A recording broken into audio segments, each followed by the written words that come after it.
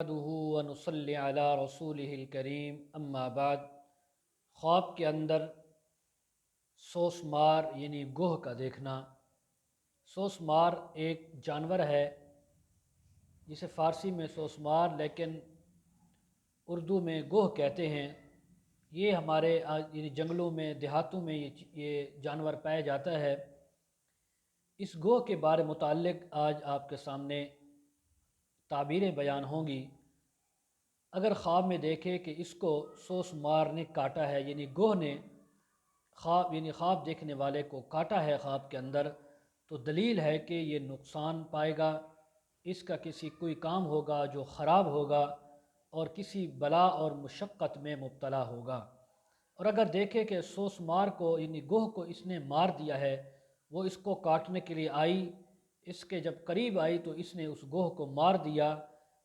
چونکہ اس کی سخت جان ہوتی ہے، آسانی سے اس کا مرنا ممکن نہیں ہوتا، بڑی مشقت کے بعد وہ مرتی ہے، تو خواب والا دیکھتا ہے کہ اس نے اس گوہ کو مار دیا ہے، تو دلیل ہے کہ دشمن اس کے اوپر غالب نہیں آ سکے گا۔ جو اس کا دشمن ہے، کوئی بھی رشتہ دار، کوئی انجان آدمی، وہ اگر اس کو نقصان یعنی پہنچانا بھی چاہے گا تو اللہ تعالیٰ اس کو نقصان سے محفوظ رکھیں گے اور یہ اپنے دشمن پر ہمیشہ غالب رہے گا۔ حضرت ابراہیم کرمانی رحمۃ اللہ علیہ فرماتے ہیں، خواب میں سوسمار یعنی گوہ کا گوشت کھانا دلیل ہے کہ اس کو بہت زیادہ مال اور نفع پہنچے گا۔ یعنی کوئی آدمی دیکھتا ہے خواب کے اندر کہ اس نے گوہ کا گوشت کھایا ہے، تو یہ دلیل ہے کہ اللہ تعالیٰ اس کو دنیا میں بہت سا مال اور نفع دیں گے اور بہت سی دولت اس کے ہاتھ آئے گی۔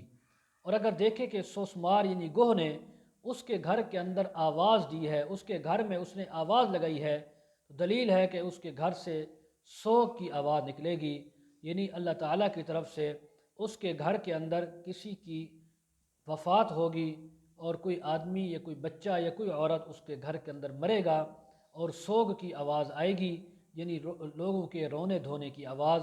تو اس لیے گوہ کو خواب کے اندر دیکھنے والا یعنی صدقہ کرے، خیرات کرے اور اپنے گناہوں سے معافی مانگے، اللہ تعالیٰ کے سامنے استغفار کرے، تاکہ اس کے خواب میں آنے سے جتنی بھی کوئی بلائیں اگر آنی ہیں، کوئی مصیبتیں آنی ہیں، تو وہ آدمی کی مصیبتیں، تکلیفیں صدقات سے دور ہو جائیں گی۔ اس لیے کہ الصدقۃ رد البلا، صدقہ مصیبتوں کو ٹالنے والا ہوتا ہے، دور کرتا ہے۔ اس لیے گوہ کو دیکھنا ہر لحاظ سے یہ انسان کے لیے نقصان دہ ہے۔ اس لیے اللہ تعالیٰ سے توبہ استغفار کرنی چاہیے، اپنے گناہوں کی معافی مانگنی چاہیے۔ وآخر دعوانا ان الحمد للہ رب العالمین۔